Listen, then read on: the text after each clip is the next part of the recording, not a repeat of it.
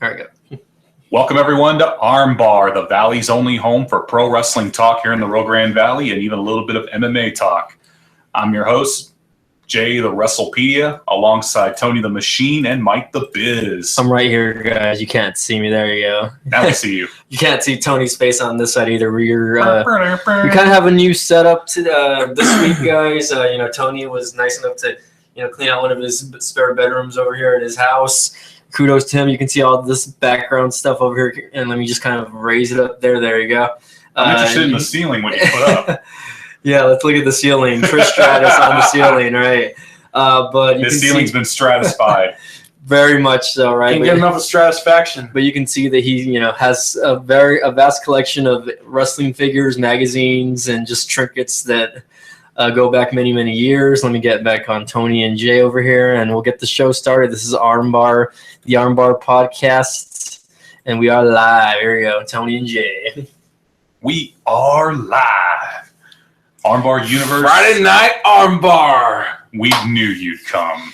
Guys, if you think about it, what's the saddest thing is, how everybody looks forward for wrestling for the weekend, and WWE now it's just back-to-back Monday and Tuesday. And Wednesday. And Wednesday. But you know what? 10 years ago, or 20 years ago, when SmackDown started, it was in 99. Yeah. Man, you would actually anticipate SmackDown to be on Thursday because you got something to look forward towards the weekend. And even when it was on Friday nights, it was something towards the weekend. And you think Monday and Tuesday, okay, it's back-to-back. You had a hard day at work on a Monday. So instead of Monday Night Football, you watch Monday Night Raw. And then from Monday Night Raw, look that way. Monday Night Raw, you actually, watch SmackDown the next day on Tuesday, and you figure, okay, I want to anticipate the Thursday, but it's like Thursday and Friday, you're just shot. So, you know what? I like doing Armbar either Thursday or Friday because this is actually something to look towards the weekend. And especially you're getting out of work, you don't feel like going out. You don't feel like actually going out to the bars. You're just tired. You want to unwind, and there's no wrestling on. Well, you want to feel comfortable and get enticed with four guys in a wrestling talk radio show called Armbar from the Rio Grande Valley. Now, if you think about it, it's not just an RGV Armbar radio. This is all nationwide. If anybody needs to get involved with Armbar, you click on our Facebook link. We will give you just give us a like on there. We also have a GoFundMe on Armbar for anybody down here in the local area in the Rio Grande Valley. You guys have a small business owners, whether you're selling insurance, whether you're doing, any business like Herbalife or any weight loss supplement, business you're doing, whether it's Advocare, Herbalife, whatever you guys do, or Food Bank or anything, any business you guys are in lineup and you guys want some shout outs, we can plug you guys. We can even you guys can come over for an interview and get you plugged in. We only charge $5 starting, $5. If you want to donate more, be my guest. Go to the GoFundMe at Armbar on Facebook. Check it out. $5. Put it on the debit card, credit card. It tells you how to place the payment on there. We're trying to raise money for more equipment and get the Armbar team up and rolling. We want to make things legit. So far, we're here at my house. We're making it interesting with the wrestling, wrestling figurines in the background. I got Pro Wrestling Illustrated, back in the 80s and 90s. If you could see, we have a lot of wrestling figurines here. We want to make a nice background. We've done it in other spots like the library. We've done it in the kitchen, dining room for Armbar. And if you think about it, it took me a long time to get this room developed. And if you can see it, this to me it looks like more of a nice podcast. You got wrestling in the background for once. And this feels right at home. I don't know. For me, I feel right at home, guys. Do you feel right at home? This is the Armbar Arena. to me is the Armbar Arena because you have wrestling from the golden era, you have it from the Attitude Era, you have it to the Ruthless Aggression era, you have it to the PG era. We got magazines from the 80s and 90s, back in the day of Ric Flair, Hogan. I mean, maybe Bruno Sammartino. I mean, I have a lot of stuff. And if you guys want, after the show, I'll even show you the figurines, what I have in the magazine. So if you guys are interested. And we're going to get back to that. So remember, guys, if you guys want to donate money, it's the GoFundMe. It starts with $5. We'll plug your advertisement. Whether you're doing real estate or any little business, you let us know. You go to Armbar and you click that link. If you know Michael here, Mike the Biz, let him know. If you bump into him, he'll give you some information. We'll get you in. Even Jay WrestlePedia, if you bump into this guy, you want to get your business plugged in, small business, you let us know. We're here to help you guys. Am I right? Too sweet. Too sweet. No gloves. No gloves. In behalf of Isaac, we love you, man. I know you're busy. Let's start the show. Let's start off with Raw. Hit it, Jay. All right, well, Jay. Well, I'll start with Monday Night Raw. I will admit I didn't see Raw as it was Monday night, but I did finally get to catch up with it during the week. Hey, thank God for DVR, right? Started out with Rollins versus Rusev, but at the same token, let's not forget the announcement: Roman Reigns, Kevin Owens, steel cage match. Seth Rollins versus Rusev. My take on the match, I mean, it was a good opener, but also good that Rollins had that momentum heading into his Universal Championship match with Kevin Owens Sunday at Clash of Champions, especially the dive off of the announce table from Rollins. You guys' take on the match? I know. I feel like it's just building more, heat with Rollins. I have a feeling that, this is going to bring in some hype and heat for Rusev because for some odd reason, I feel like during this match, the rivalry, I don't think we ever had a rivalry with Rusev and Seth Rollins in the past, right? They've been. This is the first rivalry? It's the first time I ever see them fight. 80 to 90%, it's been Rollins and Rusev as heels up until Rollins' unexpected face turn the night Triple H betrayed Seth Rollins for Kevin Owens. And Seth Rollins, is still believing Stephanie McMahon had something to do with it. And she probably does, and she's denying it. And I'm feeling she will show her true colors this Sunday at Clash of Champions. Not at Champions, but Clash of Champions. Clash of Champions. Which is the old NWA WCW pay-per-view. Well, it wasn't a pay-per-view. It was it was their pay-per-view. Not necessarily, but it was their answer to WWE's Saturday Night's Main Event. Wow. Matter of fact, the very first Clash of Champions was head up against WrestleMania 4. While WrestleMania 4 was on pay-per-view, Clash of Champions was on free television on TBS. What was the main event? Anyone remembers? I don't know. Terry Funk versus Ric Flair for the championship?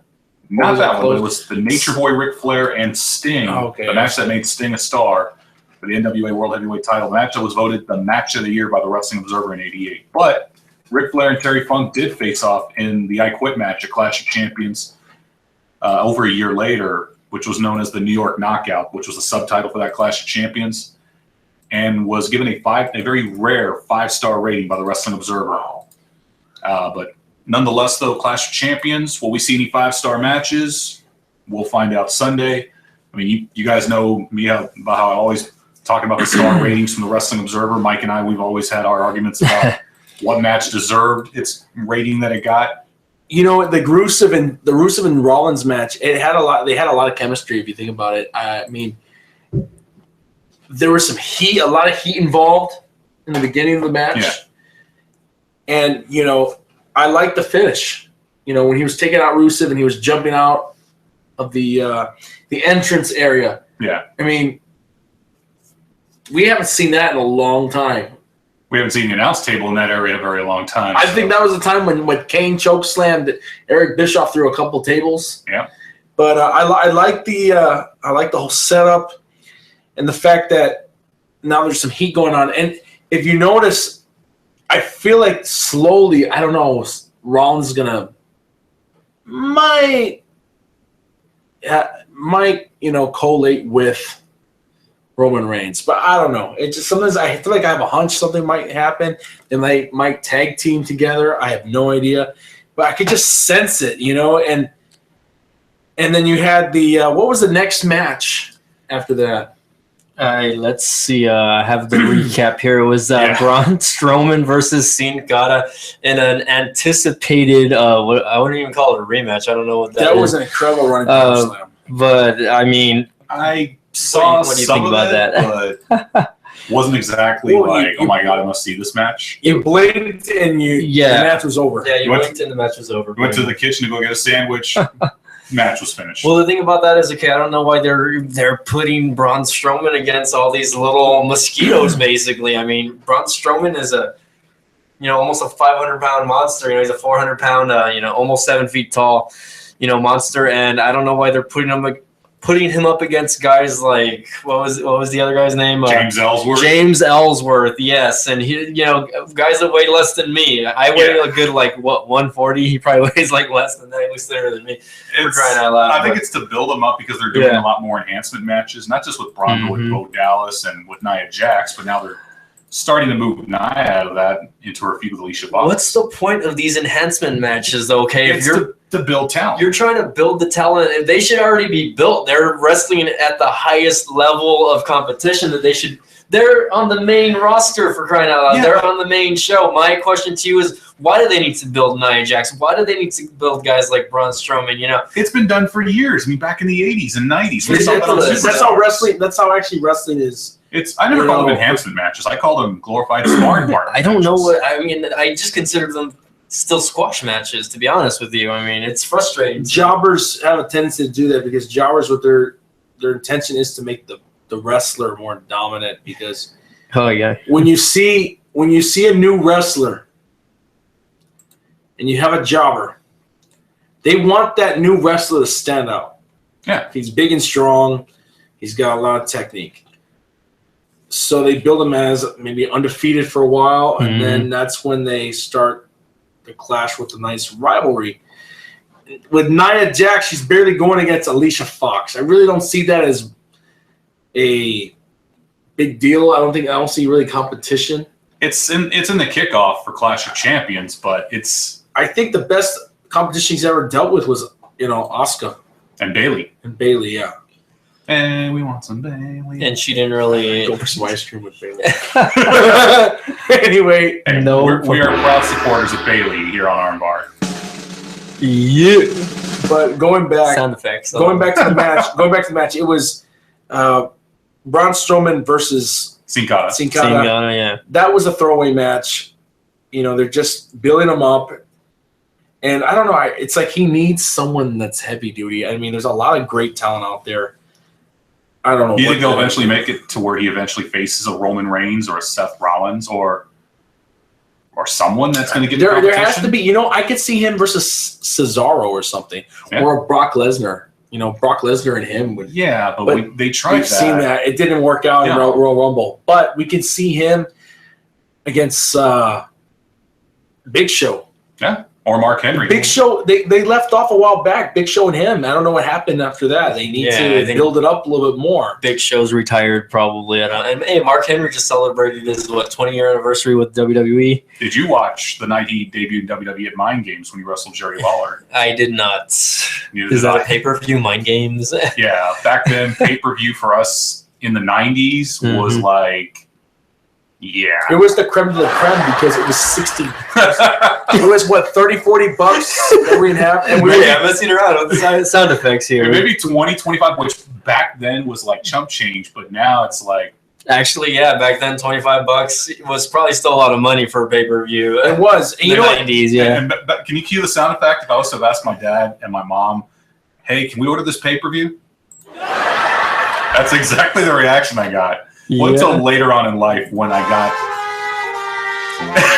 my first pay-per-view was WrestleMania 18, the night Rock took on Hulk Hogan.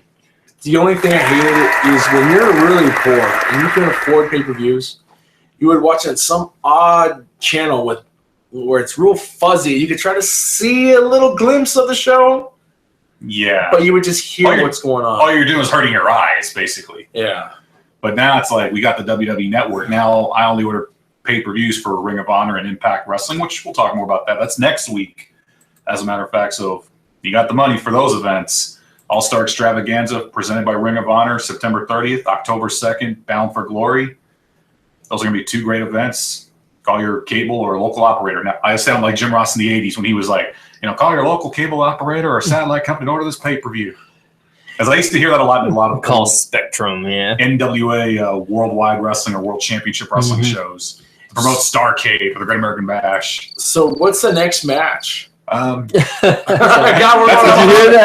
much I felt about Raw Monday. Okay, hold on. Yeah, and that's how Raw has been since the football season started. I'm going to be honest with you. Okay, so you have the women's competition tag match. You have Dana Brooke and Charlotte versus Sasha Banks and Bayley. Charlotte is really treating Dana Brooks like a piece of trash, man. I tell you. I'm just saying Dana Brooke can do so much more than just be Charlotte's lap girl or puppet. Mm-hmm. I mean, seriously, I have a feeling she's going to backstab her. I mean, if Charlotte will backstab her own father, well, I don't know why Dana Brooke thinks she's going to be any different. But ultimately, let's not forget what originally was supposed to be just Charlotte and Sasha Banks at Clash of Champions until Dana Brooke happened to point out what Mike initially pointed out on Monday Night Raw the week previously, that both Sasha Banks and Bayley's shoulders were on the mat. So they both got pinned themselves, but the referee did not. He didn't see that. So in enters 2013 WWE Hall of Famer and Raw General Manager Mick Foley, and say, you know what? So we did have 2 losers, but we got a solution. 2 number 1 contenders, and it's going to be just like old times. They said Charlotte, Sasha Banks, and Bayley, NXT originals, going at it for the women's championship. But what happened first on Raw? Well, you still had NXT originals. It was Charlotte and Dana Brooke against Sasha and Bayley. Dana again sacrifices herself for Charlotte. They get the victory. But yeah, eventually Dana Brooke's going to have to open up and realize Charlotte is only out for one person, and it's the girl she looks at every day in the mirror. And if you think about it too, they could have at least thrown Dana Brooke in there because she didn't get pinned. No, did not. She did not get pinned. So, technically she could have been the winner.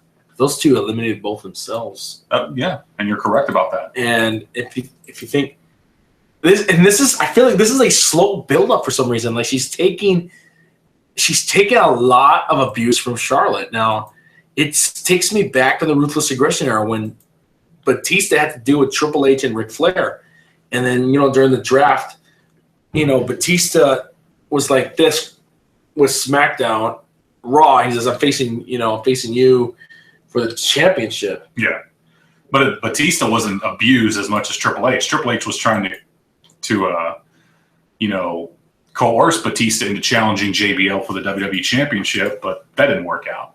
It didn't work out, and he wants to face him. So I have a feeling slowly something will build up, and it's getting warmer. It has to be getting warmer. And then Bayley, I think, might in the future face Nia Jax once and for all. This time on the main stage of WWE. Exactly. And, the Divas matches, I'm sorry, take that back.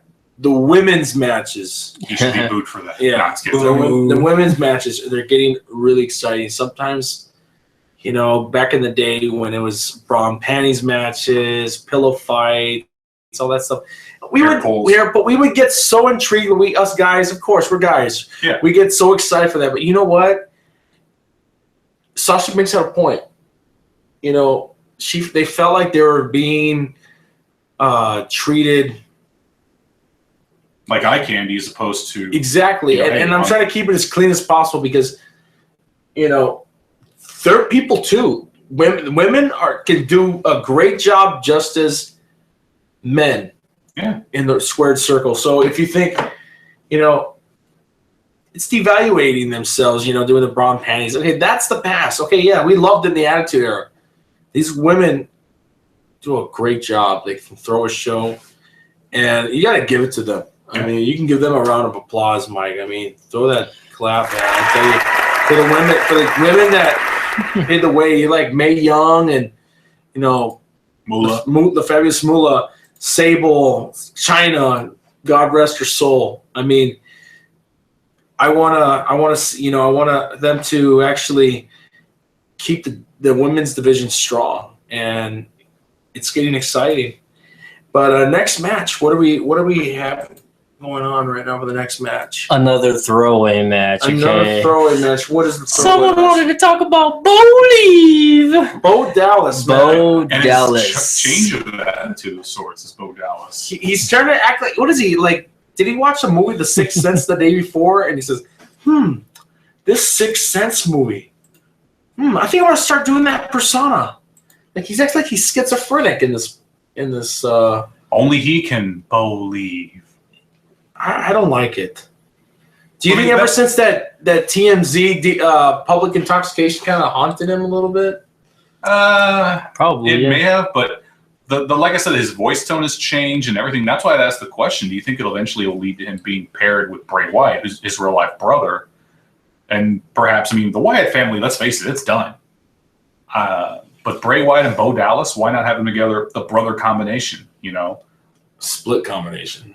One's messed up and one's really messed up. Well, my concern about that is, I mean, they would have to essentially kind of put it out there that they are brothers, and some people do know. Most people like us, we know that they're real life, actual blood brothers, the right? sons of IRS. But if you're looking at kids, 5 to 10-year-olds who don't really look at dirt sheets and all that behind the scenes type stuff, you're going to notice that it's not really going to be too important to them, I guess, but it's going to be kind of like, whoa, it's going to, it gives it away. Yeah, if I could make a trade, I mean, honestly, I kind of would see Bray Wyatt more on Raw than I would SmackDown, because you can express how much you don't like the Wyatts. The only thing I don't see a big push for him is I think they're just making him as a gimmick. I feel like they're doing the same thing they did to Cody Rhodes. Cody Rhodes went through 3 or 4 gimmicks during his WWE career. He only won maybe 2 titles. Was the Intercontinental and the Tag Championship? Yeah. Has he won the US? No. Never, right? He hasn't won 1 championship, Bo Dallas, only the NXT championship. He was originally the longest reigning NXT champion before Neville, and then later Finn Balor. They're just making a big gimmick out of him. I mean, and he's a great talent as Bo Dallas. I mean, they're not going to take him. He's like another Santino Marella. They're not taking him seriously. Santino I thought was a great talent. Yeah. But he was more for kids. But he did runner up the Royal Rumble in 2011. Yeah, I mean he was one also the modern day longest reigning Intercontinental champion. Not really. He wasn't. He held it from August of 2008 when he won the title at SummerSlam. Lost it in November during WWE's tour of England to William Regal. I thought it was longer. I mean, no, the longest reigning Intercontinental champion. Modern day. I really cannot recall right now. It's not the Miz, is it? No, he's still got a long way to go. Because if you think about it, the longest they said was Honky Tonk Man. Yeah. But in real life, you're not going to believe it. It's longer than Honky Tonk Man. Guess who it is? Pedro Morales. Yeah. Pedro Morales was the actual longest reigning before him. I just wish WWE would acknowledge that more, but I just don't get it. But these throwaway matches with Bo Dallas won. He's doing that with that new move. It's like the Crossroads. Yeah. Originally called the Roll of the Dice, that move Reno did in WCW during the final days of WCW. They had the Natural Born Thrillers. So that's where that move came from, the Roll of the Dice, and later the Crossroads to now the... I don't know what those call it. I don't know. I would call it the inverted spinning neck breaker. I have no idea what they call it. The Believer. I like that. Oh, the Believer. So what's the next match? I think the next one was Chris Jericho with his list of grievances that turned into the stupid idiot list. It was not actually. That's coming up actually, but the next one would actually be the best of 7 series Cesaro versus Sheamus. This would be and this one was he was match number 6. Match 6. Cesaro was down 3-2. And very important match, but again, is anyone interested in these matches? I'll be honest with you, I'm not. I mean, I'm a fan of Cesaro, I'm a fan of Sheamus. Yeah, but it's very Cesaro is actually. They're actually at 3-3 right now. Yeah, they're tied. It's rare to get intrigued with these best of 5, best of 7. Not everyone's like Magnum TA and Nikita Koloff or John Cena and Booker T. So it's it's best of 7. I'm like, it's going to go to 7 matches. I've never seen a best of 7. I tell you what, though, in 3 matches, these best out of 7 series matches are a lot better than the actual pay-per-view matches they book because the kickoff panel, I think, was a lot better than the actual pay-per-view sometimes. Sometimes. Like, if you think about it, the SummerSlam pay-per-view was just... The main event was a lot to be desired. It was just terrible. I mean, I figured the kickoff panel was a lot better than that. I don't know. Don't know any stars I got, but yeah, I mean, anyone's prediction, Cesaro or Sheamus, who walks away Sunday with the Clash with a best of 7 victory? Oh, yeah. I don't care who wins the best of 7 series, to be honest. Man, they got to make it interesting. Like what you guys said, like, you know, I could see. Are they gunning for a title shot? Is this what this best of 7 series is about? It's for something. I mean, to get the guys give them a U.S. title shot, maybe, or maybe something? a Universal title shot.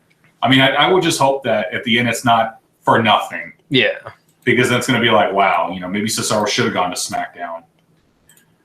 Well, if you think about it, yeah, maybe Cesaro should have gone to SmackDown, but at the same time, it's like there's so much good talent on SmackDown already. You know, I feel like Cesaro, even though he's like, you know, an A+ talent in my opinion, he doesn't have everyone on SmackDown. You can't have you can't have everyone. I mean, AJ Styles is the WWE champion. They have Orton, they have Cena. You know, plenty of guys that I hate to say it, they overshadow him in accolades. Why don't they put Orton on Raw? Because you think about Orton and Cena, those guys are like the veterans right now in WWE. Yeah, I remember when they split those two up. Actually, when they had a lot. They should do it now. Honestly, I kind of see Orton more on SmackDown, kind of filling the role of Undertaker when he was the standard bearer of SmackDown. What was that? You got your bean time. Go. Well, this is not whose line is it anyway, is it? I could see maybe Cena going to Raw, you know, because he's always going to be Monday nights. And they could use the star power. Orton, I kind of prefer on Tuesday nights. Because, I mean, I mean, no one can make an RKO sound more hype than Mauro Ranallo. You know, that's just my opinion. But back to Monday night, you know, which, again, like I said, didn't see all of it. I'm gonna mess and with right now, Mike's doing some last-minute renovations on the air. No, I'm just going to see if I can tweak the camera a little bit, and I unplug my... How's it looking if I'm lowering it? Is it looking better on you guys? That's all right. It's looking good. Need it lower. But you know what? I just think that these guys fought each other so many times, so many rivalries with each other. I think they just split. Who's Cena and Orton? Yes, it needs to be done. And then they should replace him. Put Cena on Raw. Yeah. And then put Cesaro on SmackDown. I think it'd be a perfect card. Oh, okay, yeah. It would be a perfect card, am I right? Yeah, I would say so. There you go. That looks a lot better. Or perhaps, or maybe even trade Bray Wyatt to SmackDown, Cesaro to Raw. Because honestly, the Orton Wyatt feud, which we'll get into when we get to SmackDown, the A show, it does nothing. You know, it does nothing. I'm sorry. But as far as what happened on Raw with Jericho and his stupid list, well, it led to a pretty interesting, 10-man tag with New Day, Sami Zayn. I really wish that New Day would just... I'm already. This is why. I'm sorry, guys. Whoever's a New Day fan, I apologize. I'm getting annoyed with it. Mike, do you have any disclaimers you can put on the computer when Tony? I'm sorry. It's annoying. It's really annoying. I can't stand it. I'm telling you, Godfather, these guys. Yeah, I guess these guys are a headache. I'm telling you. I don't care if they're heels, faces. I can't stand them. You haven't bought any Bootios yet? I got. Do you think I want to get? Cereal named after an anatomy. I really don't want to get a booty like Big E. It's a lot of. I just bought 3 pairs of pants. You think I need to get my booty even bigger? Man, that's another 2 or 3 inches of a bigger size. It's going to cost me another $5? And it could happen Sunday where New Day may finally lose the titles to Anderson and Gallows. But I said that about the Dudleys, the Usos, everyone. Yes, even League of Nations. I even voted for them. Oh gosh, I was like, I'm tired of New Day already. I'm the Vaudevillains, the Headbangers, Los Conquistadors. You know, I'm hoping the club takes it. We'll all two sweep one another. That happens. Oh, please. And then, of course, also even the Shining Stars, they're kind of intriguing, They changed, 3 gimmicks of the whole thing? But this one might be the one that strikes gold. I mean, they've already beaten a very popular tag team in Enzo and Cass twice on Monday Night Raw. There's got to be something they're going to do with, the sons of Carlos Colon, Yeah, they should just bring Carlito back. And he could be the advisor to the Shining Stars. But I'm a fan of that tag team. I like Primo and Epico. I think they're an awesome tag team. Great representation of the World Wrestling Council promotion out of Puerto Rico. And it was as far as the 10-man tag, I like the lead into it with Jericho and his grievances and the stupid idiot list and everything. But the thing about Jericho is he is just gold on the mic. He just gets better and better no matter how long he's been wrestling. Yeah. As far as him taking on Sami Zayn Sunday at the Clash, it could be another victory for Jericho, or it could be another step in the right direction for the underdog. Is that a pre-show match, by the way? That's on the pay-per-view. Oh my gosh, sorry, man. Because I'm starting to feel bad for guys like Sami Zayn, and it's only fitting that right. They're not pushing them as they should right now. Don't get me wrong. Okay, look at the guys that they. The people in that 10-tag match. What was that? New Day, Enzo. What's Enzo and Big Cass doing now? Really? He's just throwing promos. They're just cutting promos.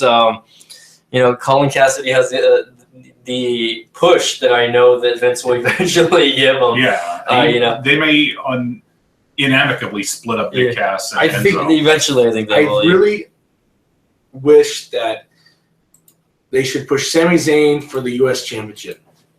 He could. If Reigns don't get it done Sunday, why not Zayn? What do you guys think about Chris Jericho's idiot list or whatever? Well, it's always it. Yeah. I'm going to show him it.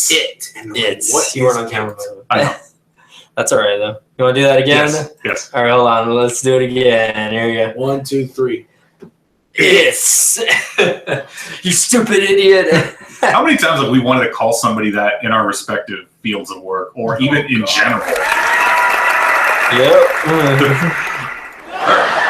Well, as long as especially those that are not courteous to the help at HEB.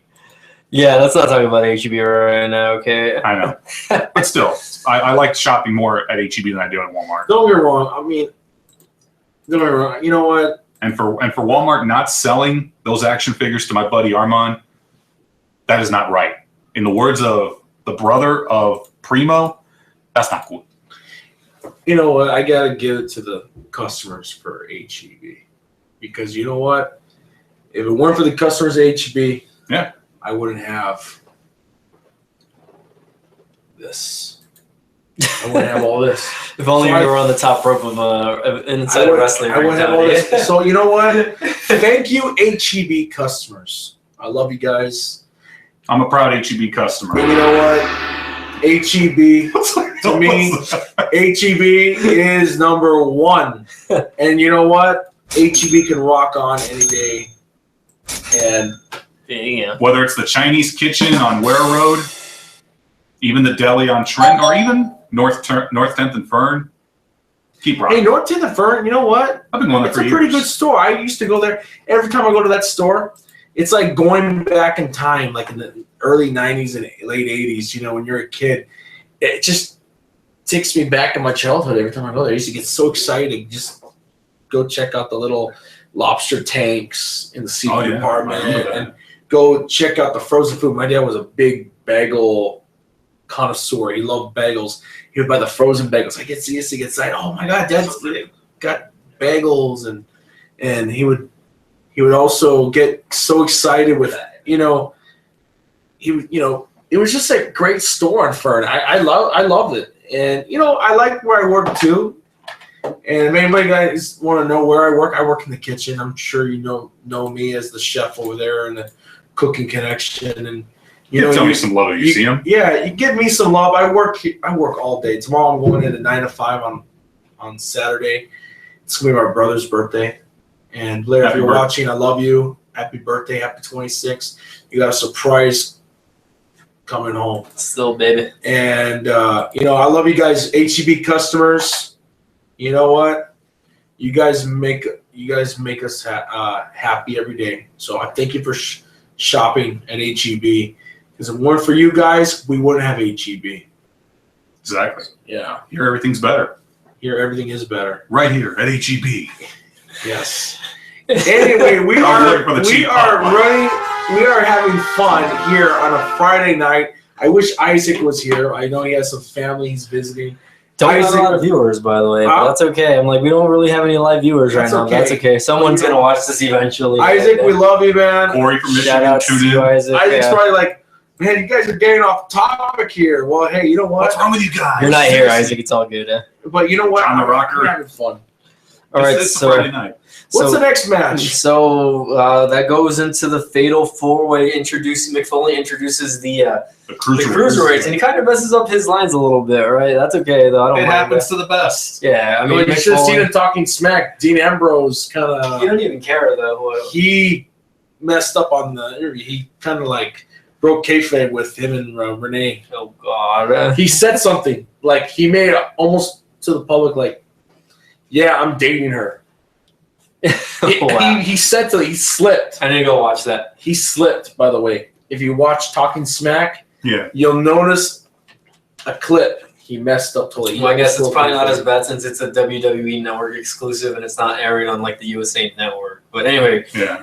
going back, let's go to that introduction of the cruiserweights, basically, right? You have Brian Kendrick, the Brian Kendrick. Who else came out? Cedric Alexander. Cedric Alexander, which was a surprise that he was going to be NXT. Grand Metalik. The guy that you picked to win the Cruiserweight Classic. I was hoping. I had my fingers crossed for that guy. Rich Swann is an incredible performer. Man, I learned about him, actually. He used to be homeless. Yeah. Him and Just Perkins. like Perkins, yeah. These guys have come a long way. And this guy, you know what he reminds me of? A little bit like R-Truth and a little bit of combination of Kofi Kingston, R-Truth, and a little bit of Too Cold Scorpio? Yeah. But the thing is, you know what? Who would be great in the cruiserweight division? Nope. Kalisto? No. Well, he's on SmackDown. Daniel Kofi Bryan. Kingston. He's got to weigh more than 205. Yeah, he's he's got to weigh at least pretty muscular. 217 or 220. Kofi weighs actually 213, 212. He can easily lose. That's 8 pounds. Dude, he's got to lose 8 pounds. He can still be 205. More than half the wrestlers in the cruiserweight were heavyweights. Yeah. Someone had to drop 30 pounds, 25, 30 pounds. Cedric Alexander, he was at 225. He had to drop 20 pounds to make the Cruiserweight Classic. But what I loved was how the fans, even though he lost in the quarterfinal round to Kota Ibushi, the fans chanting, "Please sign Cedric." And he did appear on NXT this past Wednesday against Andrade Cien Almas. But Cedric Alexander, he's got a bright future ahead. But there was a lot more than just introducing the Cruiserweights. There was a Cruiserweight Championship match. What I don't like is how they introduced TJ Perkins as the first ever WWE Cruiserweight Champion. Same here. In this current era, I guess you can say, yes, he is the first.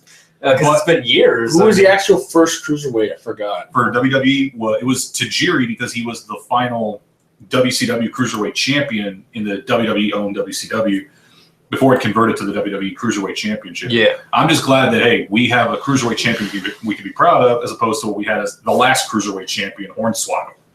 That was like, seriously? Yeah. Seriously, people?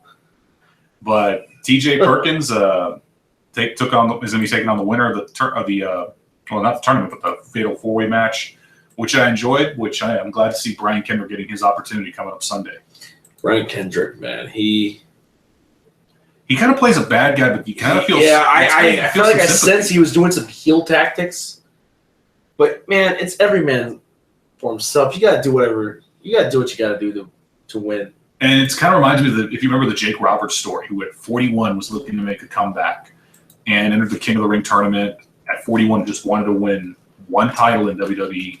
Although it didn't happen, but it did happen for Stone Cold Steve Austin in the tournament. Kendrick is younger than Jake at that time. He's 37, but realizes 38, 39, how much time does he have left? Especially with the style of wrestling he's had, So if you think he's had a couple of his moments, so he's had a couple title reigns. One of the longest reigning tag champions, right? Yeah, with Paul London. Yeah. That's just crazy. There were SmackDown champions back then, though, right? Yeah. SmackDown Tag Team Champions for almost a year. They were Raw Tag Team Champions for almost a week. Oh, well, really? For a week? And they beat Trevor Murdoch and the late Lance Cade during a tour of South Africa. and then they win the belts back within that same tour. But at the same token, with Kendrick, he still has a lot of gas left in the tank. I like the finisher. It's not the bully choke anymore. It's now called the captain's hook. Now he did that bully did he do that bully choke in TNA? Not that I'm aware of. I think the Cruiserweight Classic is where he first debuted it. He's held the X Division Championship in Impact Wrestling, but I'm just glad hey Kendrick's back in WWE. I mean, I know we'll never see London and Kendrick again in WWE because Paul London has had his say, unfortunately, about that. But, it was actually during the McMahon incident. He broke kayfabe.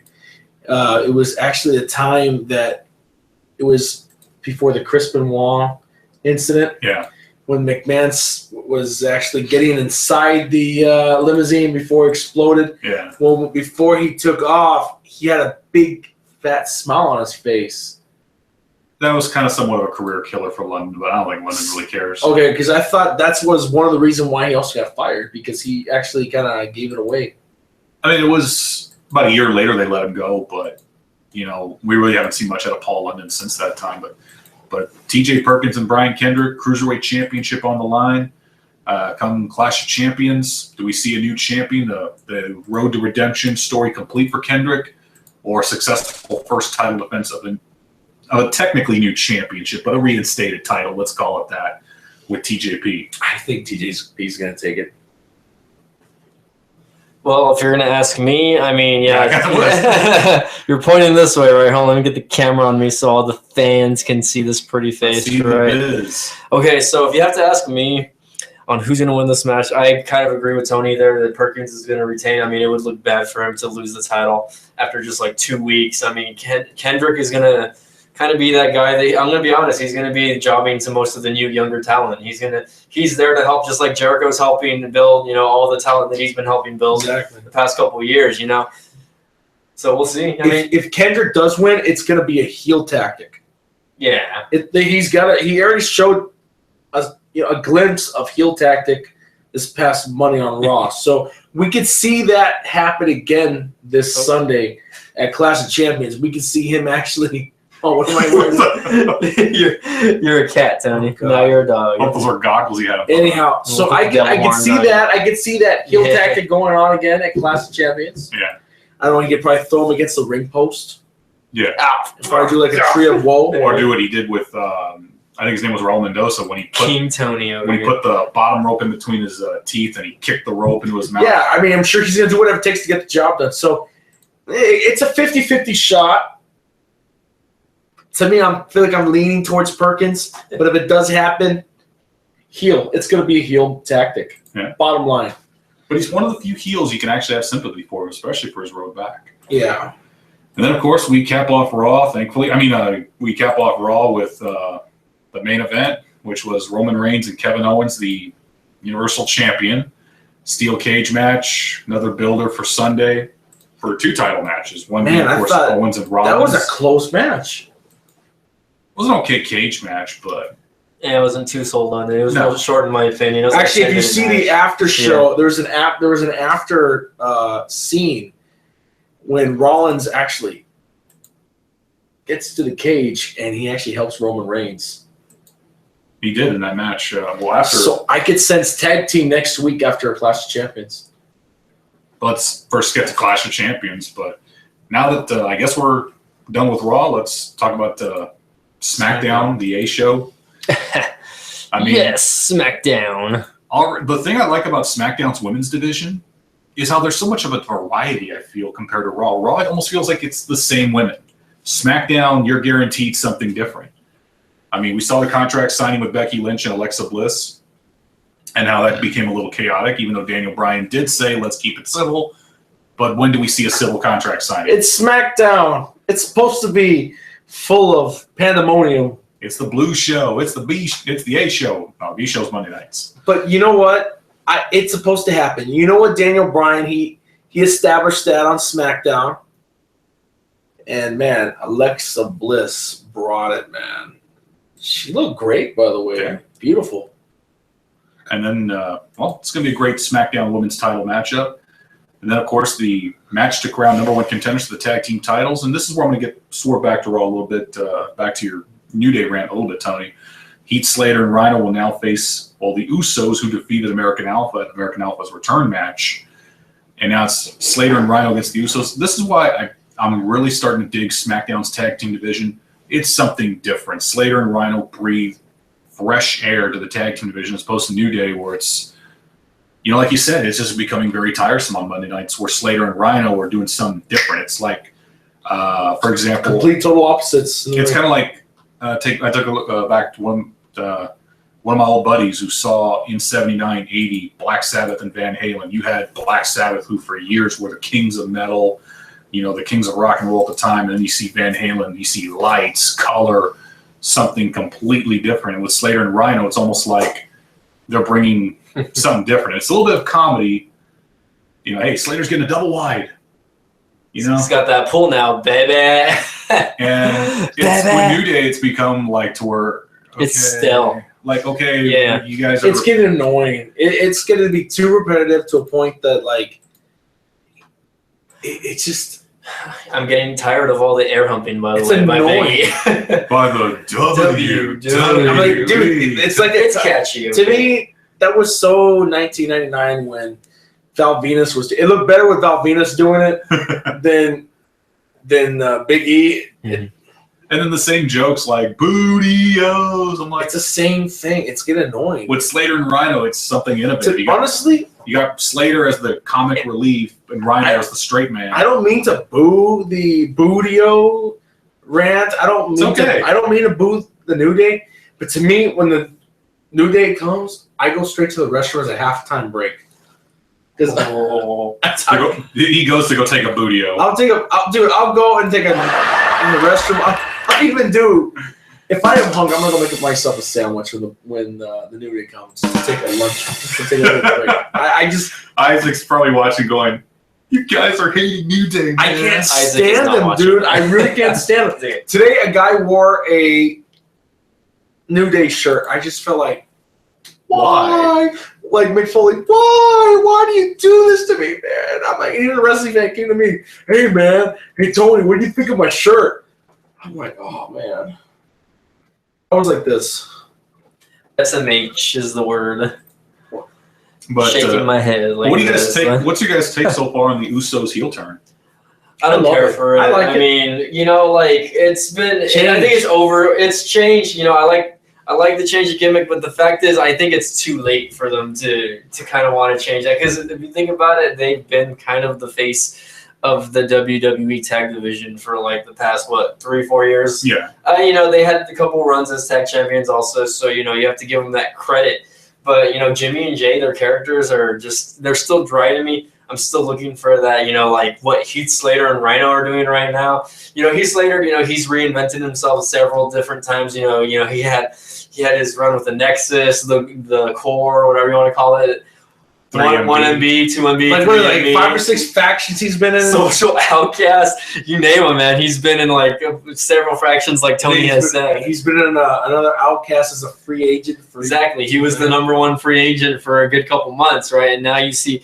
Now he's, if I say right, you say no, basically. And Rhino's reaction. Rhino's just like, I don't feel like answering your question. I don't feel like answering because I have a plate of crackers and cheese whiz. You know what? Yes, I kind of like that Rhino is the muscle, though. If you saw that backstage promo with, them, Heath Slater, and then the Usos just kind of walk up. Rhino is eating his cheese and crackers, and then, Slater's, he's that character that kind of hides behind the bigger guy, which Rhino is. He reminds me of, if you guys ever heard of Pinky and the Brain. Yes. A little bit, yeah. Animaniacs. The Animaniacs. Slater is the brain, just FYI. Pinky was the comedy guy. Brain is Rhino, man. Yeah. He's got both of them.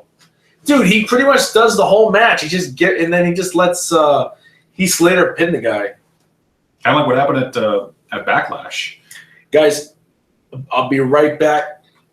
I'm gonna go get a soda. Does anybody want to drink? I could use a drink. My mouth is dry. I'm good. You can step out really quick, Tony, while me and Jay move on to the next. Guys, get to that. But also advertise. We have another GoFundMe, guys. I'll talk about the do the GoFundMe because this is a good. Okay, so while Tony gets a drink, let me discuss the GoFundMe. We have a GoFundMe page, and I'm going to put that in the link in the description of this. If you guys are watching the non-live version right now, we're live. Me and Jay are just, we're chilling here while Tony's getting his drink. We're the 2MB, man. But, we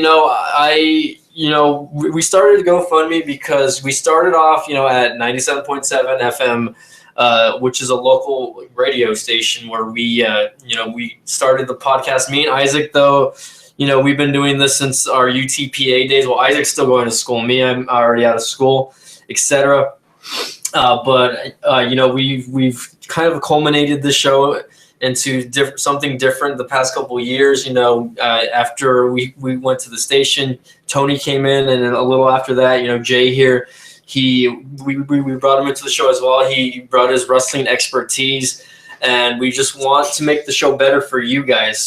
So what I'm saying is, I want donations so we can buy better equipment. Right now I'm running my MacBook Pro, and we're using a soundboard that, I purchased out of pocket, of course. And we're using these awesome, mics that I purchased, but I would like, a better setup. I want tables. I want soundproofing. I want more webcams so I can get you guys different angles. Because right now I'm literally using my laptop's webcam, and I have an HD webcam set up back there, but I can see this, this podcast being something bigger than what it is, obviously. And, Tony, he makes mention of, anyone that gives a donation, we'll give you guys a shout out. If you own a business, we will definitely give you guys an honorable mention. If your business has a website or a Facebook-like page, we'll put that in the info link down below when you guys make the donation, of course. And when we mentioned y'all's business on the shout out, of course, we'll give you that. We'll give them that. So, of course, anyone that wants to make a donation, please, try to make a minimum of $5. But again, anything will help. Our goal is $1,000 so we can transform this room that Tony has, definitely donated to us into the new Armbar production room, basically. This is what we call it. It's a 10 by 10, maybe a 10 by 12, It's a small little room, but you know what? This is technically a lot nicer than the room that we were in when we were running KCYP. Yeah, that place was a scorcher at times. Yeah, the place had no AC. They had good audio equipment and everything. I want to give my best to the guys over there at the station if they're watching. Yeah. Joe, Chris. They gave us their start when nobody else. Who knows? Who knows exactly what Jay's saying? But anywho, so while Tony's taking a quick break, let's me and Jay kind of move on to the next one. We already talked about the women's contract signing, and we already talked about the Usos. So let's talk about two fellas, and I'm gonna put the camera back on you here, Jay, because Tony's coming back already. Let's talk about two fellas that are in the same boat as I would like to say Sami Zayn on Raw, as Colin Cassidy as Enzo. Two guys that are NXT bring-ups, so to speak. Call-ups, bring-ups, call-ups, whatever you want to call them. And these are, wrestlers that just have a lot of potential, and we're just, waiting to see something happen with them. But in the meantime, they're stuck in dead-end storylines. Okay, so Apollo Crews and Baron Corbin are the two gentlemen I'm talking about here. So Tony, your take on Apollo Crews and Baron Corbin, and they had a matchup on SmackDown in their feud. I feel like the build-up is not that hot. I don't think the build-up is not that good. I feel like they're gonna. I have a feeling that Apollo Crews is gonna be more of a jobber in this match, because I have a feeling that they're gonna build up Jack Swagger. I feel like they're just gonna build up Baron Corbin. And if you notice that Baron Corbin, I feel like he's more of like a bully gimmick, like him taking out Kalisto and all these other wrestlers. And I feel like what's going to happen is I just don't see really that much hype about it. There is none, to be honest with you. Baron Corbin, he's got a long way to go before I would ever, if he was main eventing a show or a live event, he's got a long way to go before I would even pay to see him with a free ticket. Don't get me wrong with this past history on him being a former NFL player and a Golden Glove boxer, but I don't like the way they're portraying him. They're portraying him as just a bully, and this is what's going to happen. He's going to defeat Apollo Crews. No shout out. He did on SmackDown. Yeah, and what's going to happen is like he's just jobbing it up to Baron Corbin. So what's going to happen is Jack Swagger, they're just going to build them up. They're just going to build them up and to have him face each other. And then probably eventually future mid-card title, God forbid, Miz, I don't know, because him renegotiating his contract, but that's besides the point because Swagger has been doing jobbing for past 2 years? After he had that world title run when he cashed in on Chris Jericho, this was 5-6 years ago? Yeah. They haven't done anything with him since. Maybe he won a U.S. title, but how long did that last? It didn't last long. So, yeah, it's about time that, he was buried on Raw.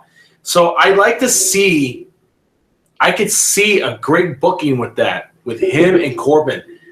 Two came from two great, history. Former NCAA champion, American NCAA champion. You got him, American Gold Glove boxer. Two great backgrounds. This is a great match, and I would definitely see this. But I think what they're doing, they're slowly building the hype, but not as much. I don't know. Well, what does that do for Apollo Crews, though? I mean, Cruz, I feel like he's just doing jobbing for a while. I kind of hate that, but it might be the case that Apollo Crews, who, when I didn't follow his indie career, I know nothing about Apollo Crews until he came into the World Wrestling Entertainment. But I thought he was a high hope when he was in NXT. Same here, we all thought that. But at the same time, he had his shots in NXT and he didn't deliver. He had a shot against Finn Balor, right? I think when he was a champion, right? He had some pretty high-profile matches, and he definitely performed. But at the same time, there was no character development, and his promos were very weak. Yeah. Even Scott Hall himself was saying, "Do you really talk like that? Really? I mean, do you really have to do that and that?" And and Scott Hall was trying to critique him. Cruz is a little too soft-spoken. I mean, it's kind of similar to that of Bobby Lashley, but Lashley's a machine and Cruz is a great wrestler. But what is WWE going to do with Cruz? I mean, there's got to be more than just, hey, another guy that has a good look. Let's put him out on TV. They're burying him. I mean, they give him hype. They make him look great, and then after that, they're slowly, it's just like Fandango. Or why not put him with someone that that can manage him, someone that's a good mouthpiece.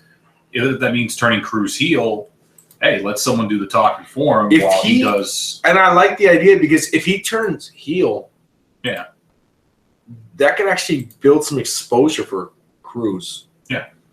I could see that happening. I don't know. But as like Jack Tunney would say, time will tell.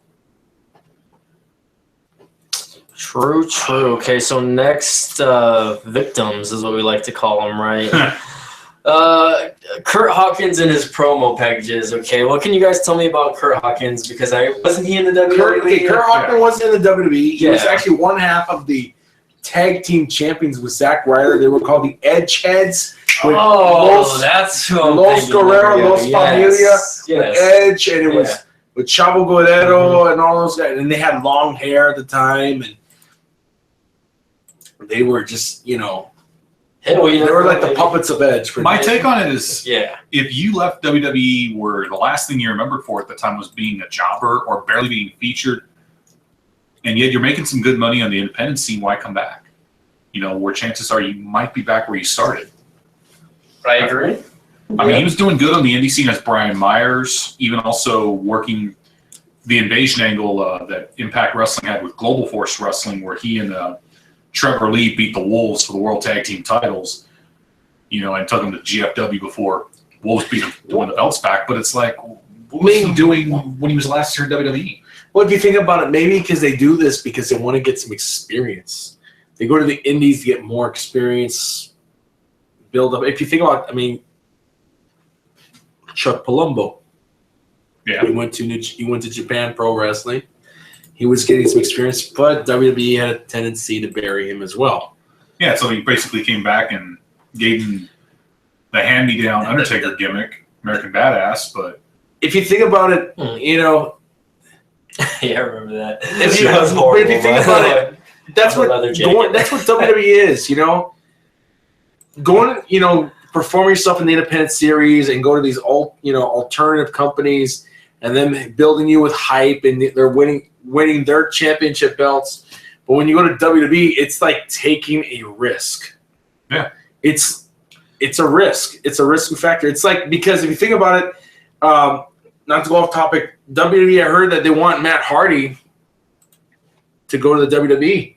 And look what Matt Hardy's doing as broken Matt Hardy in Impact Wrestling. He's becoming great. He's becoming what is like the renaissance for that brand.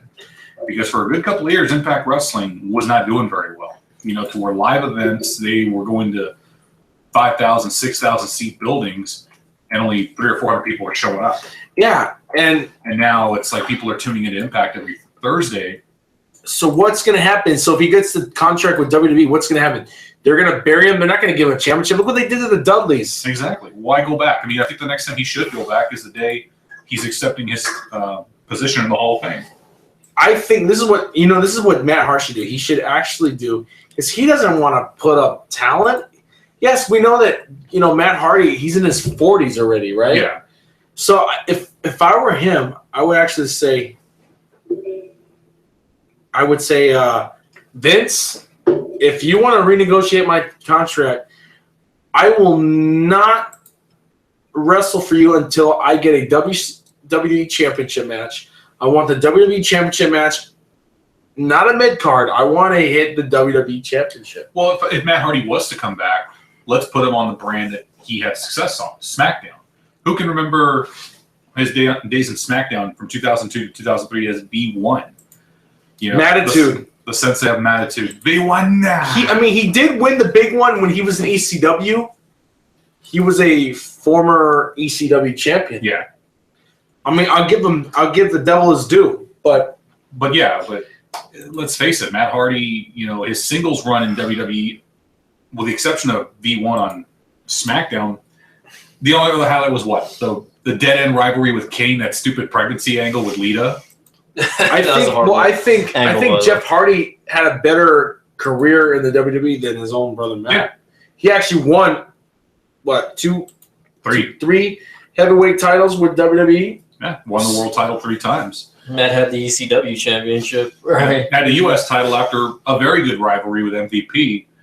But Matt Hardy, I think, honestly, it's a risk. Look at the success he's having with broken Matt Hardy.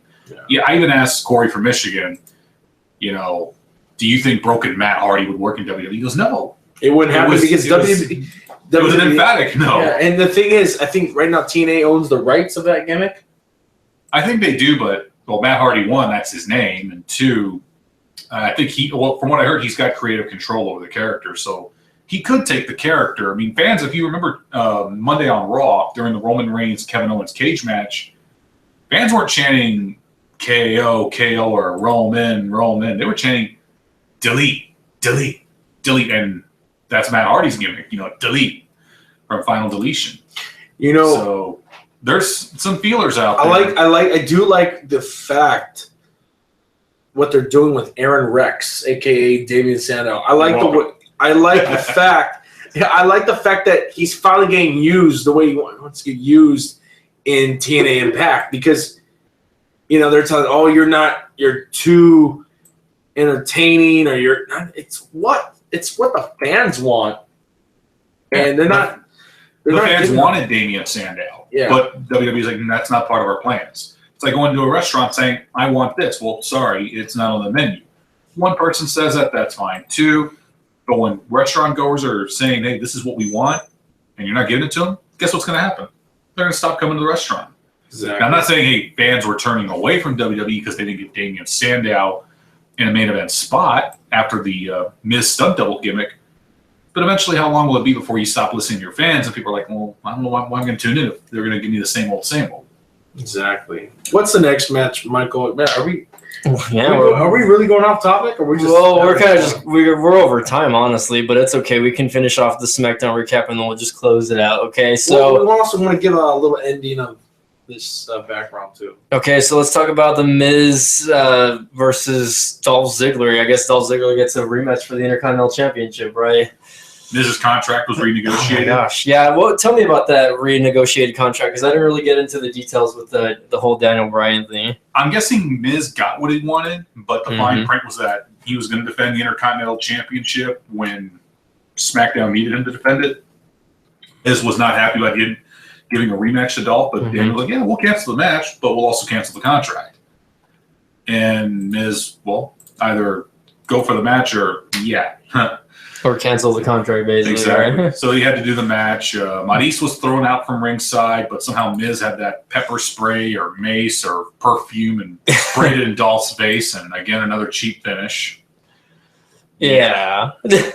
Not a very A-list Don't you? finish. You know, I have a feeling. I don't know, but for some odd reason, I feel like I'm getting a hunch that I'm seeing the Miz become like a combination of Rick Martel and Gorgeous George if they were combined into one.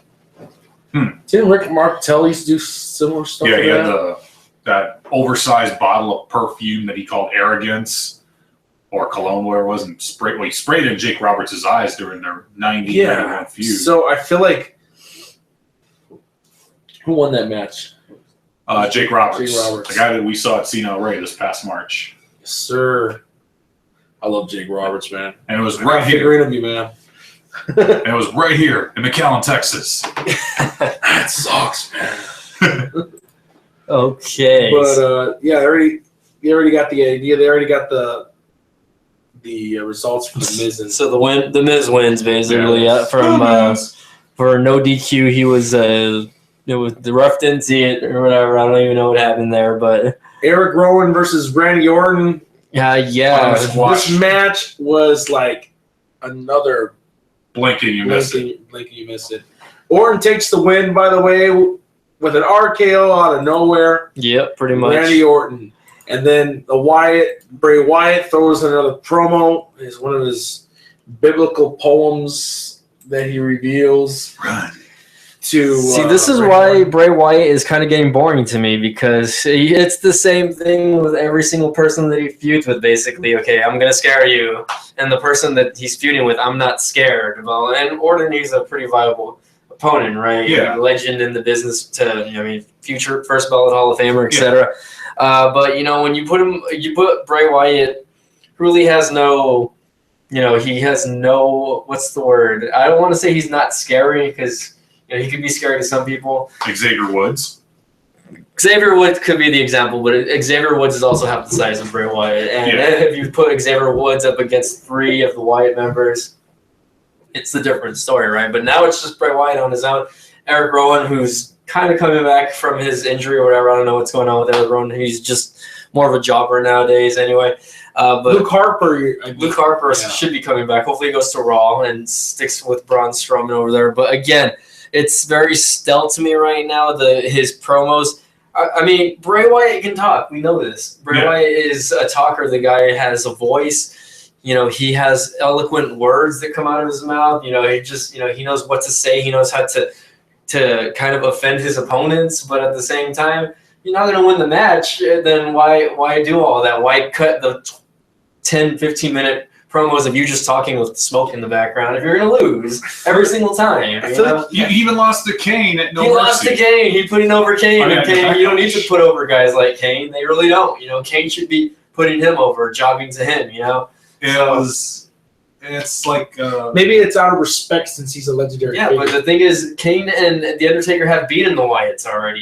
Yes, Kane is a legendary figure for another first ballot Hall of Famer right there. But what's that going to do with Kane? I mean, what have they done with him since? They haven't done much with him ever since he lost to. He's not Seth Rollins. He's not the dominant, fearful guy that he used to be. Also, just like back in the Attitude Era, embrace the hate days, basically, where it was more post-attitude. I want to say more ruthless aggression era. When he was, running with that world heavyweight title around his waist. Who was a more, vengeful Kane. More, I'm gonna hurt you no matter what. More of a boiler room backstage. I'm gonna beat you up.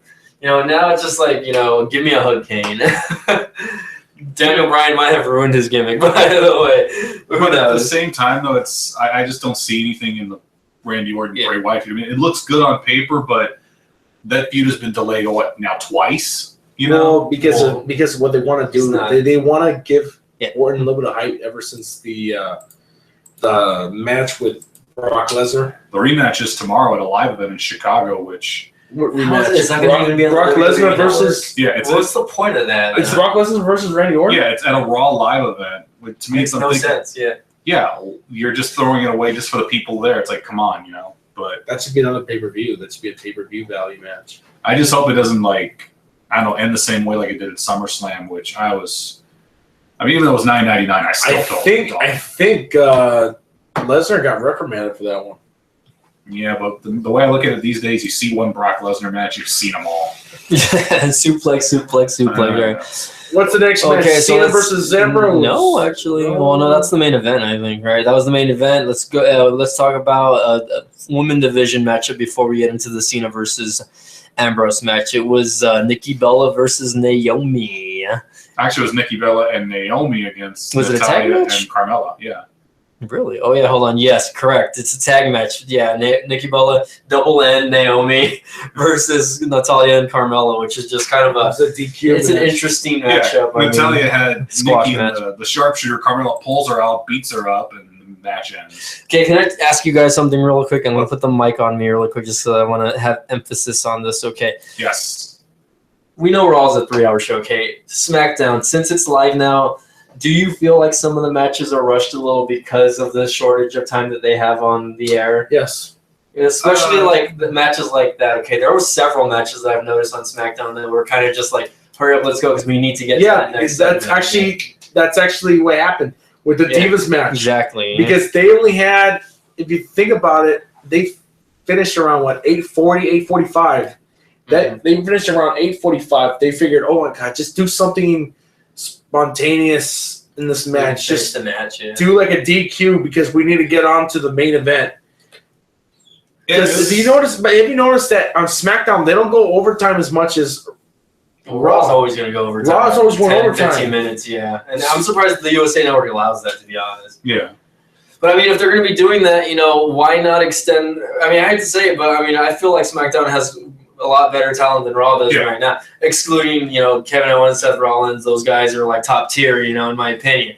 But, at the same time, if you're only going to focus on a certain amount of people, if you want to give everyone a chance, then you need to show that you're giving everyone a chance. You can't just, cut their segments really quick and make their segments meaningless. They're squeezing big time. Yeah, and, hopefully it gets better over time. This is something I just wanted to kind of ask. They should know what they should do. If they do it talking smack, okay, that's fine. But they should do, hey, guys, on the WWE Network, we have 2 extra matches. Exactly. They should do something like that. Or if they're doing, do they still do pre-show matches? I know they do the actual talks. They do the analyst talks. Yeah. Why don't they do the actual matches anymore? I know they still have Superstar shows like Superstars and Main Event, which I know Superstars is pre-Raw. I don't know. Maybe they should make Main Event pre-SmackDown, Main Event is pre-SmackDown. There you go. So that they should make that, part of that and contribute to that 30 minutes. Well, they're still getting used to being different matches. They're still getting used to being live because for years they were pre-taped. They would tape Tuesdays to air Thursdays or Fridays during the week. But I'm sure they'll work out the little mess ups here and there. But hopefully eventually Nikki Bella versus Carmella. I mean, I don't know, man. I mean, it was so abrupt to turn Carmella. She's gonna put her over. I think Nikki's gonna put her over. But it just felt so abrupt to turn Carmella heel when she was so popular in NXT, especially with Enzo and Cass, and we're like, oh, now we have to boo her now. They want to check her. They want to try her persona. That's what WWE. She is one of the prettiest divas, minus Paige. Paige is top tier for me, guys. She'll be coming back very soon, by the way. Yes.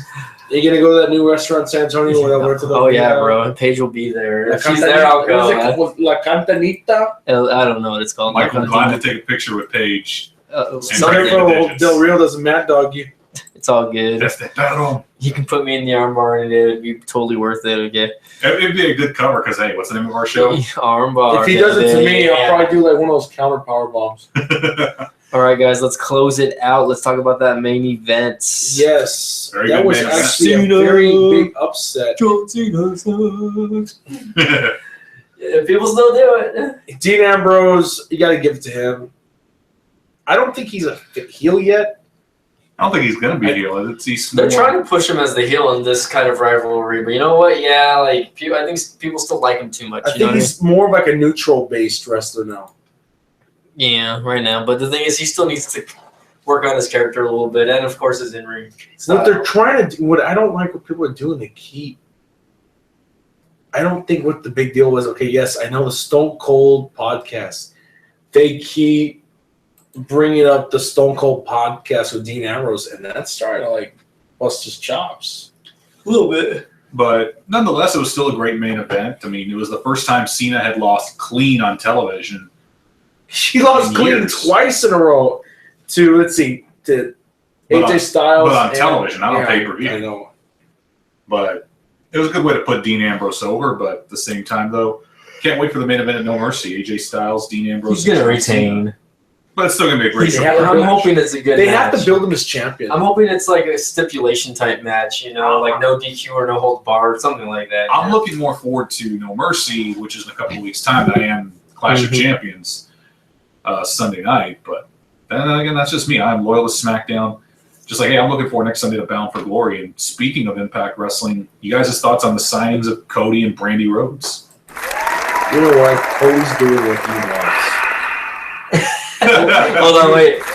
Yeah. If you know what, Cody is actually doing what he wants because remember, WWE wanted him to stay with the Stardust gimmick, and Cody's like, I don't want it anymore because, after your father passed away, a legendary Hall of Famer, this guy brought NXT to the map. Yeah. And, him leaving Earth, he's trying. He just had a tattoo, the Dream. Yeah. He's paying tribute to his father. If you notice, he was showing shades of tribulation during the, after the matches of WrestleMania. It was Money in the Bank. Money in the Bank, he was actually wearing yellow polka dots. Yeah. In remembrance of Dusty Rhodes. So, you know what? I don't see why WWE could have, let him do that. It was just a shame they did not, do that. But I kind of feel it's also a little bit of a slap that they won't allow him to use the Cody Rhodes name. He has to just simply go by Cody in Impact Wrestling. I mean, I would have thought, hey, Rhodes is a surname, but he can always go Cody Runnels. Yeah, he could. Or he can also go as Virgil Runnels. The third or something. Well, third. But Virgil, that's Dustin Rhodes. But Cody, he was ambitious. When he left WWE, he made a list of what he wanted to do, the guys he wanted to wrestle that he had never had the chance to. I mean, he wasn't going to Impact to – he's not going to Impact today, hey, I want to feud with Aaron Rex. He's already been there, done that with Damian Sandow. Or do something with Drew Galloway. Been there, done that. I mean, he didn't leave WWE out of spite. He just left WWE because he wants to make a difference in himself. He wants to make the name. The thing is, he's been shadowing under his father's career, under his brother's career, because his brother was a legendary Goldust. Yeah. He wants to build a, fulfillment of his career. He's in his, 30s now. Yeah. It's time to make a career. He's tired of gimmicks. Yeah. I mean, don't you get to the point you get tired of the gimmicks and so many times Cody Rhodes. And dashing Cody Rhodes, Stardust, it's just, or the one when he thought he was ugly. Think about it. No fan's gonna, fans are not gonna take you seriously. Yeah. And it's like enough is enough. And look what he did. I mean, he wanted to wrestle Kurt Angle. He did that at an independent show. He's working Ring of Honor's Final Battle pay-per-view, which is Ring of Honor's version of WrestleMania in December. And doing Bound for Glory October 2nd as part of the Bound for Gold Battle Royal that they're doing. It's shaping up to be a good event, and to me, I see a career renaissance, or not just a career renaissance for Cody, but a renaissance for Impact, because this is a brand a couple of years ago, all you were hearing is, when they're going to go out of business, or when's WWE going to buy him, which I've heard rumors WWE is thinking of buying him, but so is also Sinclair Broadcasting, the company that owns Ring of Honor. I thought they placed the bid already. They placed the bid, but who knows? Mm-hmm. But to me, I see Impact the same way NXT was a couple of years back, when they went from being that joke reality show So when Triple H took it out of the arenas and put it into Full Sail University, and eventually talent was like, you know what? We're not just making our own talent. Guys from other companies are coming here. Same thing with Impact Wrestling. Yeah. You know, with Cody, with Drew Galloway, you know, the renaissance of broken Matt Hardy and Brother Nero, Jeff Hardy. It'll be, I mean, I would not be surprised if more big names go there to where it's, you know, hey, it's no longer the joke of the wrestling industry. It's now, hey, take these guys serious again. I mean, if you think about it, you got Damian Sano, which is Aaron Rex. You know, he didn't get his gimmick. Seriously, he only had like, what, 20 seconds of TV time? And then, I mean, these guys. Look at Ethan Carter III, who couldn't get past NXT. A lot of people, including myself, didn't take him seriously when he came to Impact Wrestling, and now he is one of their main attractions. McIntyre. Drew McIntyre now, he's called Drew Galloway. He only, won an Intercontinental Championship? And the tag titles with Cody. Yeah, so he wasn't getting taken seriously either. No, it's part of 3MB. It was hard to be taken seriously. It goes to show that not everyone's going to make it in WWE, and that's okay. Some of the biggest names in wrestling made their marks elsewhere. Look at Kenta Kobashi in All Japan Pro Wrestling and Pro Wrestling Noah. I mean, look at even another example, Stan the Lariat Hansen, who made a name for himself outside the U.S. in Japan. You know, not every big name is going to be in WWE. I mean, he did wrestle in WWE. I thought he did pretty good. But he never won a championship in WWE. He had the rivalry with Bruno, but Stan Hansen's more known for his time in Japan than in WWE. And also, he was the former AWA champion. And ran that belt over with his truck and sent it back to Vern Gagne with interest. But it just goes to show, hey, not everyone's going to make it in WWE, but there's other places. Yeah.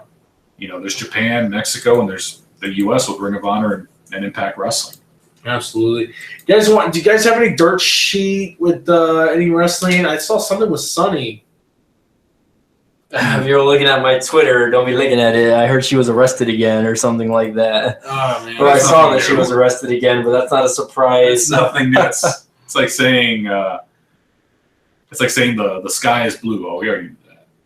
Yeah, I mean, you know, that's The only thing we've come up with recently was the signing of Cody and Brandy Rhodes, to which Mike's reaction when I posted that was, why? I mean, she's a great ring announcer. Yes, is the artist formerly known as Eden, but she wanted to do more. And WWE was like, no, this is all you're going to do. Well, I got to go. Yeah, but you can still make a lot of money like that, okay? If she wants to be a wrestler, cool. You know, she's married to a wrestler, right? But let him be the wrestler. But if this is what she wants, you be the pretty ring announcer. Yeah, that's all I'm going to say. You know, I hate to say this. If I'm going to bring this to y'all's attention, you guys can tell me to go. You know, I'm just being sexist, by the way. But JoJo, I think, is a terrible announcer.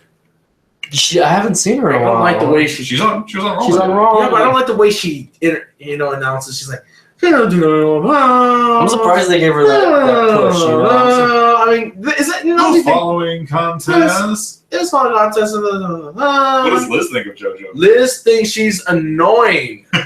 I agree. I tell you one thing though, I like one thing about her. Yeah, I can't say it on the air. Yeah, she's pretty. She's pretty. We'll just keep it that way. Has something to do with the rock bottom, all right? What do you think of Greg Hamilton, the SmackDown announcer? No, but I think he's a lot better than her. He's getting there, right? When he was doing NXT, I hate to say it, I never cared for Tony Schimmel. What about Mike Rowe, the guy that's doing like the CWC and he's doing like more house shows right now? But he'll probably be at the next one. He'll probably be. WWE. I hope they fire JoJo. Well, I can't stand her. I can't stand her. Quebec, 266 pounds. Kevin Owens. No. She sounds like a damn robot. Like, what the? Weight 138 kilos.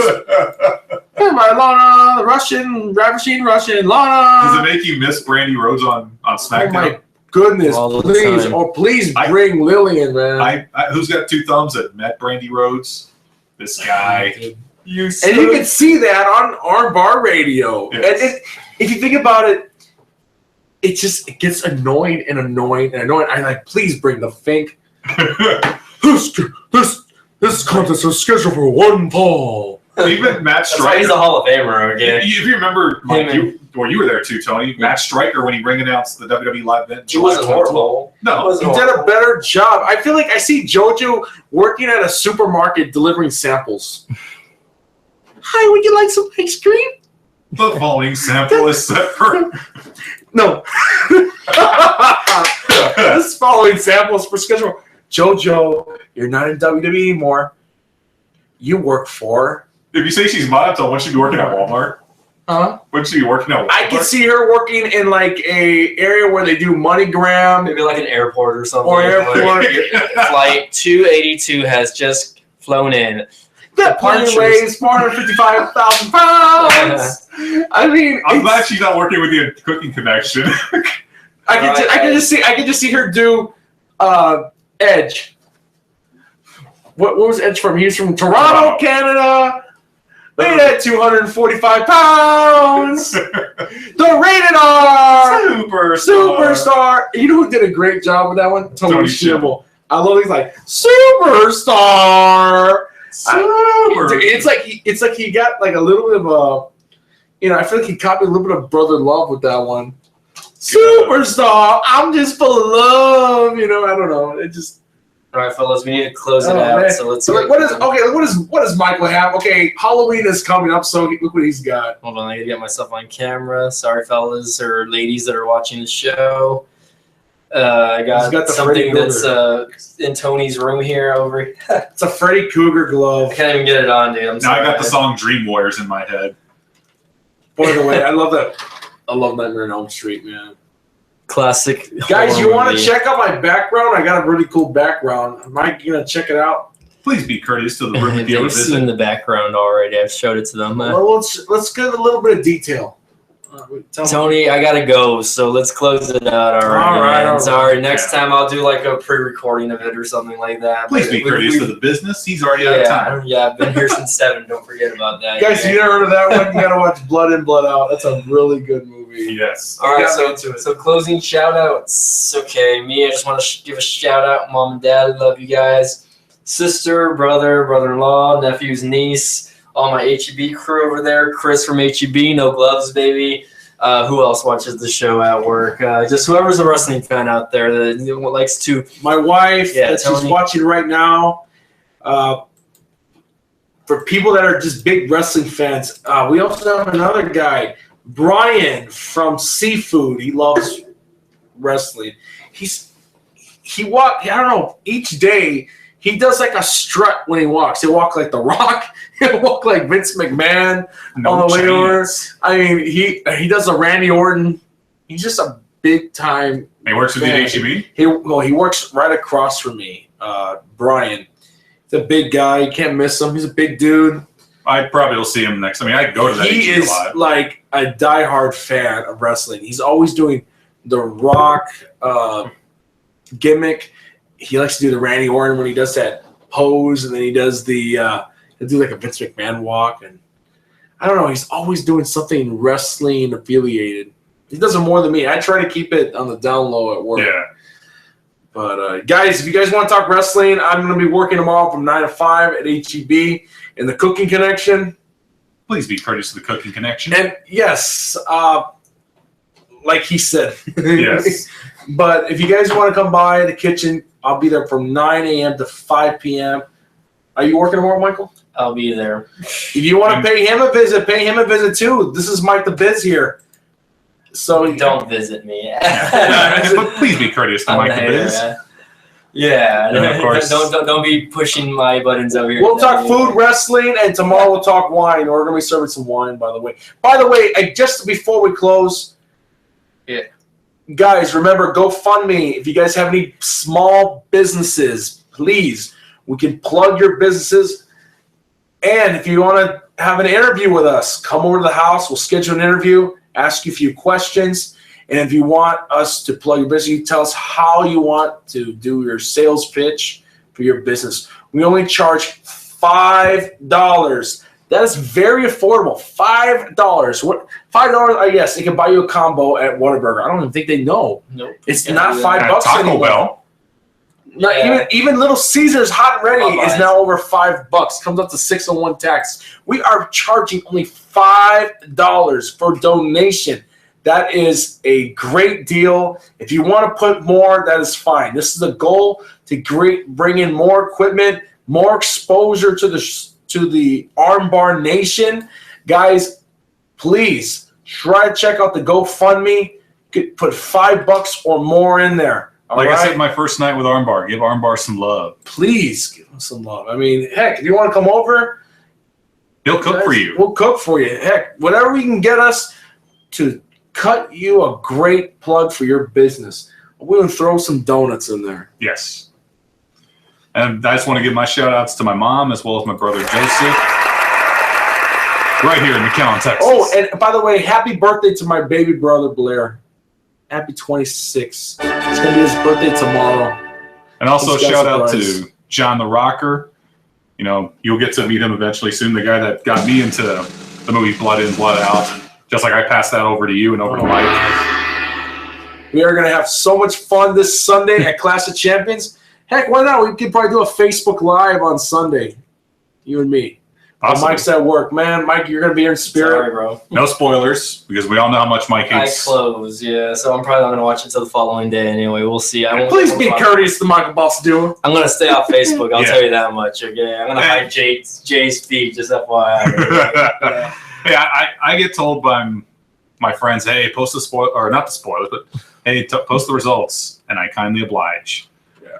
I also want to give a shout out to Corey from Michigan, as well as also my sister, my Uncle Joe, as I mentioned earlier, John the Rocker, Armand. You know, hey, thanks for being a loyal fan of Armbar, and to all the loyal supporters of Armbar, thank you and shout outs to you as well.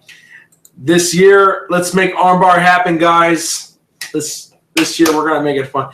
Let's do it like Bobby Heenan and Gorilla Monsoon, Saturday mornings show. Let's make it interesting. Let's make it fun. If you guys don't know who those guys are, look them up on YouTube and Google. Before Michael Cole and Byron Saxon and JBL, you know, bored us to death on Monday nights, there was JR and the King who excited us on Mondays years before. Yes. And before then, Heenan and Monsoon, Saturday mornings. Monday, primetime wrestling. If you remember, it's prime time. Oh, hello there from Studio A. Where's that from? The late great Roddy Piper. He was in Studio B?